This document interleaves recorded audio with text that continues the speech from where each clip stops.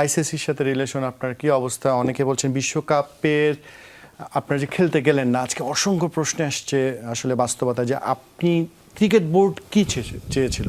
তারা কি বিশ্বকাপ খেলতে চেয়েছিল? সরকার দেয়নি, সরকারের সিদ্ধান্ত মানতে আপনারা বাধ্য, কিন্তু আপনাদের ইচ্ছা কি ছিল? সরকার দেয়নি, এ কথাটা ভুল। সরকার বারণ করেছে আমাদেরকে বিশ্বকাপ খেলতে যেতে ইন্ডিয়াতে। সেই লক্ষ্যেই আমরা কাজ করেছি। আমরা আইসিসিকে জানিয়েছিলাম যে আমরা বিশ্বকাপ খেলতে চাই, কিন্তু আমাদের এই খেলাগুলো শ্রীলঙ্কাতে যেন হয়। তো সেই লক্ষ্যেই আমরা তদবির করেছি এবং আইসিসির সাথে আমরা যুদ্ধ বলবো না, আমরা নেগোসিয়েশন করার চেষ্টা করেছি।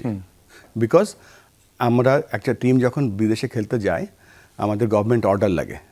সেই অর্ডারটা যখন আমার কাছে লিখিত আছে এখনও, এবং আমাদের তৎকালীন গভর্নমেন্টে যারা ছিল তারা আমাদেরকে বলেছে you must go to play world cup not in India, in Sri Lanka. So ওই যেহেতু সরকারের নির্দেশনা ছিল, সেটাই আমরা ফলো করেছি।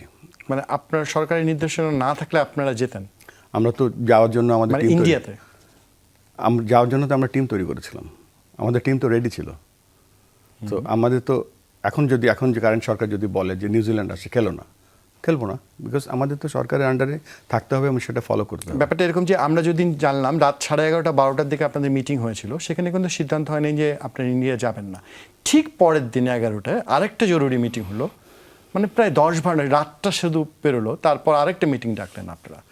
মানে ওইটার মধ্যে কোনো প্রেশার ছিল যে 12 ঘন্টা আগে আপনি? সরকার আমাদের ভালো দিকটাই দেখে সবসময়। সরকার তো ধরেন যখন একটা সিকিউরিটি রিপোর্ট আসে যে মোস্তাফিজকে দলে না নিলে ভালো হয়, বাংলাদেশের সাপোর্টাররা যেন বাংলাদেশের জার্সি পরে না খেলে, তো এই ধরনের রিপোর্ট যখন সিকিউরিটি রিপোর্ট আসে, তখন তো গভর্নমেন্টের শুধুমাত্র ধরেন বাংলাদেশ জাতীয় দল খেলতে যায় না, আপনারাও তো যান সেখানে, বর্ডার থেকে একটা লোক খেলা দেখতে যায়, সেই সিকিউরিটিটা দেখতে হবে। আমি ওই ডিটেলে যেতে চাই না। We have followed government instructions.